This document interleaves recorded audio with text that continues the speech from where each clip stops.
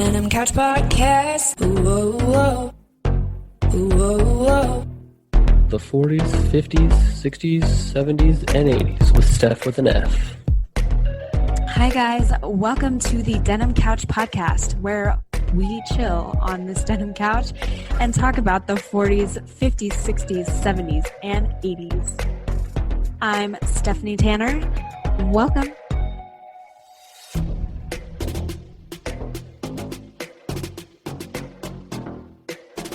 Hey guys, it's Stephanie Tanner with the Denim Couch Podcast, and today's episode is with Doug Gunderson. And honestly, when I think of the 80s, I think of a few people, and Doug is one of them. And I think it's because he loves hair bands and some good rock and roll bands from the 80s, and actively goes to their concerts. And so I thought he would have one of the coolest perspectives, and he sure did. So, as I always say, each one of my guests has a very unique personality, and they're all very unique guests and have done very different things in their lives. And Doug has some very interesting stories, and they are so entertaining. And I just really, really enjoyed this interview. And I think you guys will really enjoy this just as much as I did. And that being said, let's just dive right into Doug's interview.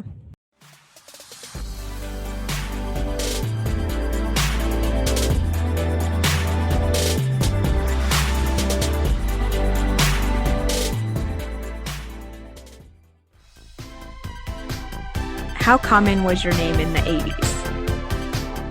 My name, I never heard anybody really else besides me that had my name in the 80s. I don't know how I got it, actually. I think it was a friend of my dad's. Name was Doug.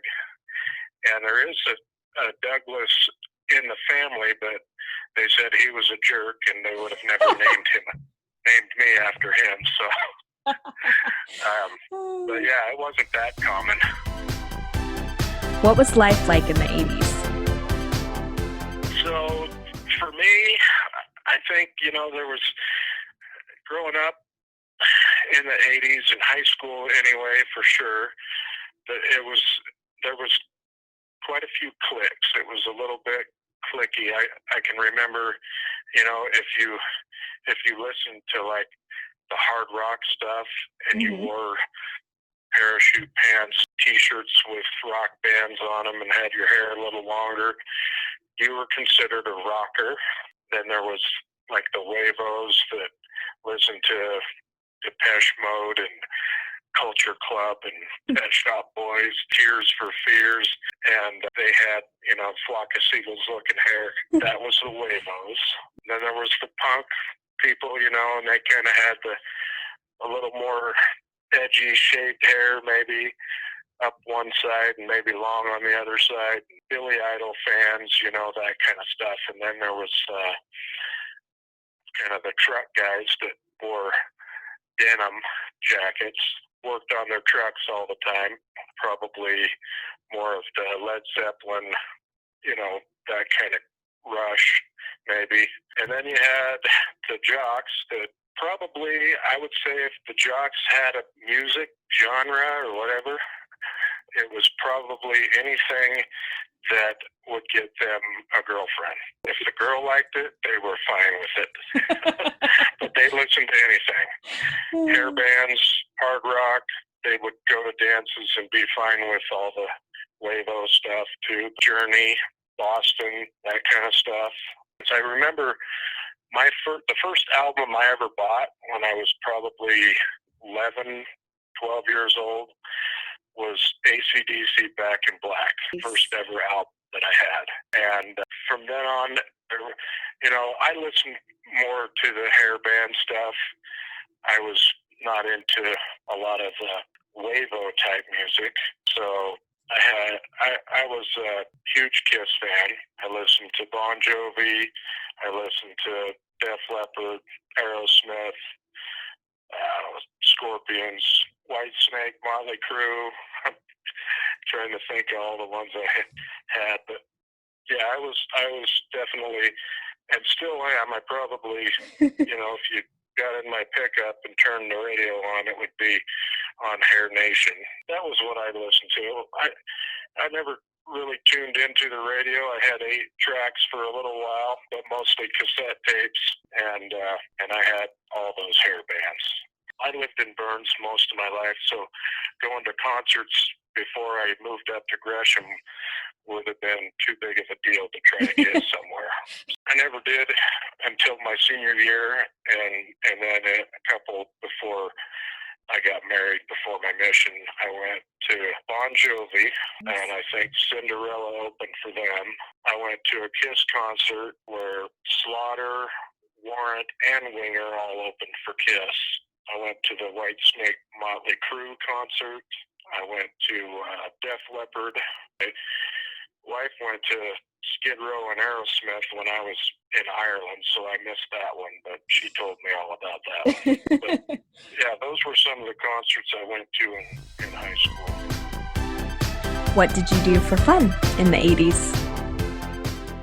Well, I grew up hunting and fishing, and then when I moved to Gresham, it was more of the, hanging out at McDonald's, and there'd be groups of high school kids at McDonald's, 20 and 30, maybe up to 50 kids hanging out there. Back then, getting into fights wasn't that big of a deal. It wasn't like you were going to go to jail. When I moved up to Gresham, I had, and I don't know how I got it. I think my uncle who taught school there, Barlow, egged it on a little bit, had a reputation of being able to fight pretty good. So there would be, from the other schools around there, every once in a while they would say, I wonder who could win against Doug or this other kid from maybe Gresham High School. And so friends would set that up, and then we would go to a place and we would have a fist fight. Not even not liking a guy, just to see who could win. I did that. I was in about probably 15 fights my senior year. Not really, and afterwards shake hands and we still talk about it. Some of the guys that I fought, I still have a connection with. Yeah, there was crowds. Sometimes they even videotaped it with old cameras. That back then, it wasn't considered as dangerous as it is now.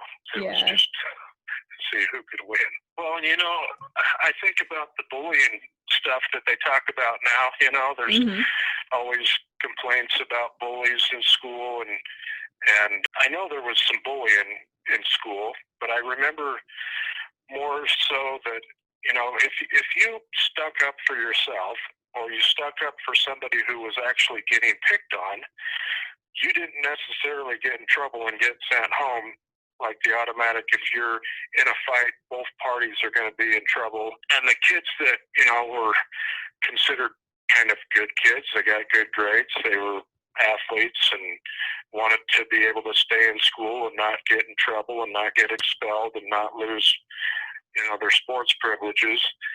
They weren't the bullying type, but if they saw bullies, they had no problem stepping in because they knew they weren't going to get in trouble. And so the bullies were the ones that, they might have got beat up or they might have got scared to bully people. And now it seems like, the bullies are the ones that don't give a crap if they get sent home because they don't get good grades and they're not worried about going home anyway, and their parents aren't home anyway, and they're not going to get in trouble for being out of school. And so, but nobody's there to put them in check. If a good kid says anything or sticks up for anybody or gets involved, they're going to be in just as much trouble. And so they, I think there's more bullies because of that than there was when I was growing up. What were some popular activities? Well, I was a jock, so I was in 3 sports every year. I did football, wrestling, and track, and those were my, activities. But as far as we would go on dates, and there was bumper cars, and you'd go to Grand Prix racetracks that had those little cars. I remember doing that quite a bit. This is all in Gresham. In Burns, we would go up into the hills and shoot stuff. And it was funny because you already had your gun in the back of your pickup at school, and as soon as school was out, you'd go out and shoot stuff if you weren't, in between sports and that kind of stuff.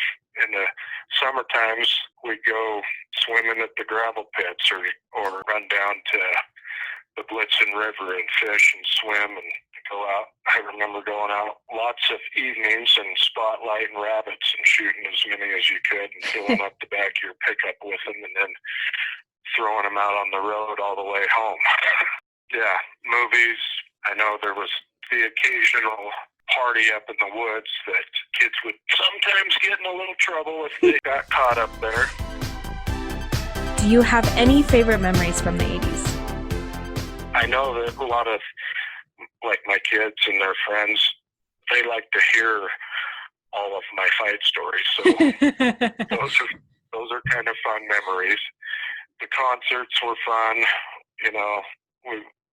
I can remember just having a group of us go to those concerts my senior year, and those were a lot of fun. I had lots of good hunting memories, lots of good fishing memories. One of the stories that my kids always want me to tell their friends is about the time I killed a deer with a piece of glass in the bar pit. That it was actually archery season, and I shot this deer in the ankle, and it was about 90 degrees out, and I was able to catch up to him, and he jumped the fence and was running down the dirt road and in the bar pit, and I got in front of him, and he came at me with his horns, and I wrestled him down and fought him for about a half an hour before I finally figured out how to. I didn't have a knife. I wasn't even supposed to get away from my dad, who had the hunting knife. We had gotten separated. I ended up killing it with a piece of glass, jabbing it into its throat. I was 15 when that happened. We hung it and butchered it, ate it. Yeah, it was all during archery season. It was, legal as far as I had a tag for it. What was the fashion like back in the 80s? There were so many styles from the time I was a freshman till my senior year. But I lived through the age of the mullet. I had a pretty good one. I could actually, my hair curled in the back, so it never looked really long, but I could actually pull it all the way around and put it in my mouth. That was that long. Really short on top. I probably wore more sweat bottoms to school than anything else. Sweat bottoms, a t-shirt, and a flannel was one of the styles I remember. I think my sophomore year, I did wear parachute pants for a little while. I was into Iron Maiden a little bit then, too. And then it was 501s and T-shirts probably my senior year. I never really got into a lot of the styles that some people wore, where they folded their jeans really tight at the bottom and rolled them up. Other than that, everybody kind of had their own style. So they had the rockers, they dressed in black, and they'd wear black parachute pants or black jeans and wear their hair long and tie bandanas around their legs sometimes and that kind of stuff. But yeah, my style was mostly sweats and jeans and T-shirts. Converse tennis shoes and sweats, or Converse and jeans, yeah. I had black, I had one pair that were camouflaged, and I had, I think, a red pair too. What made you happy back then? When I met Tamara, that was one of my favorite things.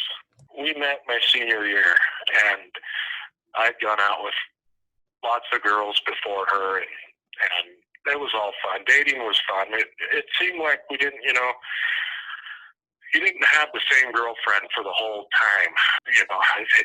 I had probably, in 4 years of high school, I probably had 16 or 17 different girlfriends.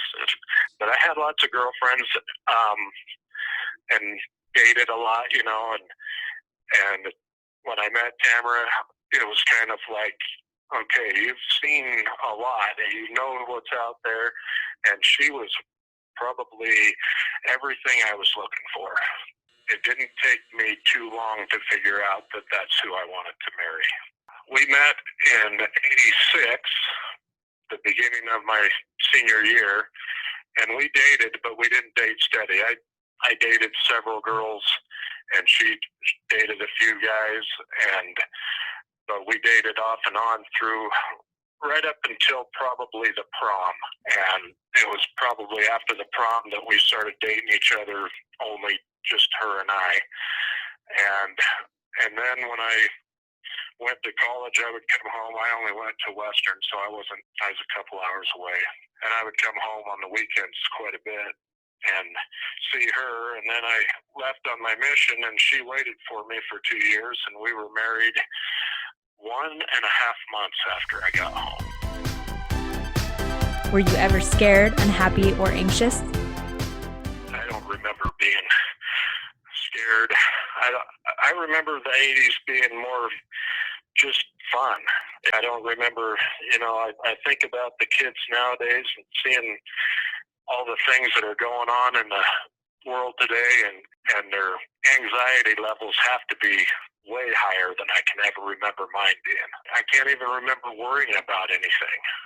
I can't remember worrying about getting a job. I can't remember worrying about how I'm going to provide for a family or what kind of career I want to be in. Because you had your pick, you could, if you wanted to go to school, you could go to school. If you wanted to go right to work, there was plenty of jobs. I didn't see the kind of division that we have. I mean, even with the cliques, we all got along. I could go back. I've gone to my school class reunions, and everybody that I see there, I can remember getting along with. It was just good times. What brings you peace or calmness during hard times? I've always thought that, if you have values and you have strong beliefs, if you stick to those and don't waver from things, that you'll be fine. I'm happy and comforted in the fact that I know I have common sense. I might not be the smartest guy in the room. I might not be the most educated by far, but common sense gives me comfort. Knowing who I am gives me comfort. Knowing that I have a Father in heaven who knows who I am probably gives me the most comfort of all, because he knows my shortcomings, he knows what I struggle with, and I know that he loves me throughout all of those things, and that if I need his help, that he's there. And I know that the same goes for my family members, that I have a solid family, and I know that if I needed their help, they would be there. And I have a great group of friends that are the same way. I know that if I had problems or needed somebody's help, that I have a solid group of friends, too, that I could count on. And I'm comforted that I live in Burns, Oregon, maybe a little more sheltered from all the crap that's going on in the world. Wasn't that awesome? I just got a kick out of the fights that he put on, and that was basically an activity. And Doug just had some cool descriptions for the types of people in the 80s and the types of music that people listen to or certain groups listen to, and I learned a lot actually from Doug, so that was so entertaining. I'm just really glad he was willing to do this interview, so thank you, Doug. This week I have been just having a good time, spending time with family. I'm in the mode now where I just want to spend as much time with my child before the next one comes, and I find that really funny. That's what I've been focusing on.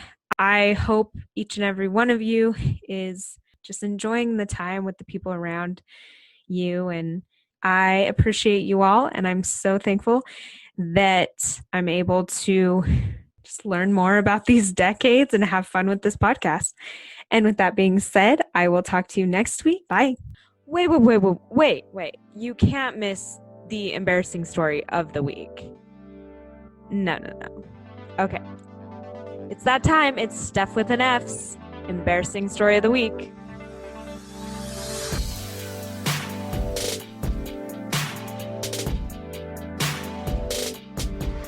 Okay. This week's embarrassing story is embarrassing, and it has to do with one of those topics that is embarrassing, in my opinion, regardless of how it's brought up. But my mother-in-law got my son this ladder. It's like a ladder combo with a toilet seat attached. And so you just put it right on the toilet and the kid can climb up onto the toilet seat and do their business. And my kid's not being potty trained yet because I have another one on the way and I just don't want to even try that until we have this next kid. So it was really funny because we've been having a little bit of potty talk since this toilet came in the mail. And we talk about the toilet and the bathroom and poo-poo and pee-pee and all the things. And I get a good kick out of it, but it's still kind of uncomfortable for some reason for me. And today, I think the embarrassing part of this story is that I may have tooted on the couch next to my son. It's very hard to say online, but it's a good story. And so I tooted, and he does not know the difference between poo-poo and farting, because to him, they all sound the same. And so he goes, "Mama poo-poo." I just didn't know I could be embarrassed in front of my 2-year-old because of something he said. I thought I could get away with that fart and on my own, in my own house with no one around. But no, my 2-year-old made it worse. He didn't just say that I farted, he mentioned poo-poo. And so we're working on figuring out the difference between a fart and poo-poo in my household. This isn't the first time this has happened, and I am more and more embarrassed as he points it out. So that is my truly embarrassing story this week. I hope you guys have a wonderful week. I will talk to you next week for our 38th episode. Bye.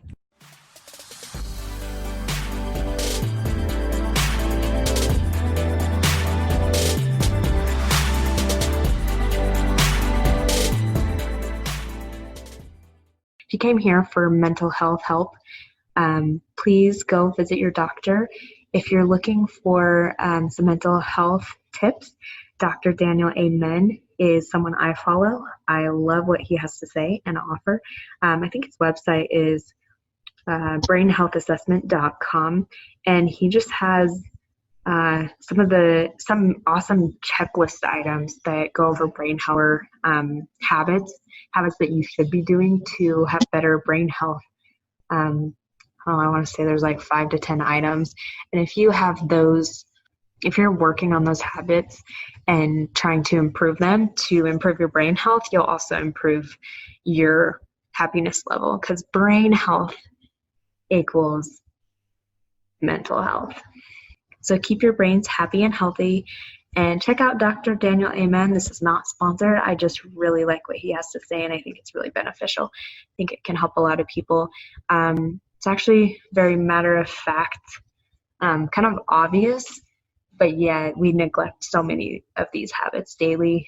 And I do feel like, if you're feeling unhappy, that may be one of the reasons you're unhappy, because you're neglecting your brain health, which is also your mental health. And trying to improve these habits could really help. So check him out. If you have any stories from the 40s, 50s, 60s, 70s, and 80s, please get in contact with me. Let's chat. I want nothing more than to chat about the past. I want nothing more than to chat about the 40s, 50s, 60s, 70s, and 80s. If you have any specific questions that I'm not asking that you would like to know about these eras while interviewing these people, please let me know. I would love some advice, and I would love your input. So what would you guys like to know?